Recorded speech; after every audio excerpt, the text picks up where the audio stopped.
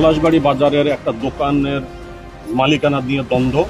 মূলত দোকানটা হলো সরকারি দোকান, উপজেলা প্রশাসন বরাদ্দ দিয়েছে, বরাদ্দ নিয়ে তাদের ভিতরে কোনো দ্বন্দ্ব আছে, এটা নিয়ে একবার মারামারি হয়েছে এবং এ ব্যাপারে মামলা হয়েছে।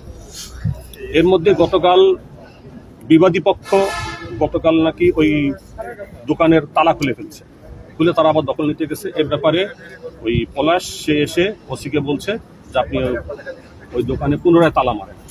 তো ওসি যেটা বলছে তাকে যে এই দোকানের মালিক তো আমি না, দোকানের মালিক উপজেলা প্রশাসন, আপনারা তাদের সাথে কথা বলেন, ওনারা যদি বলে আমাকে তালা মারতে তাহলে আমি তালা মারবো। এই তালা কেন মারে না এটা নিয়ে বাকবিতণ্ডা, ওসিকে চাকরি করতে দিবে না, এই সমস্ত বক্তব্য দিয়ে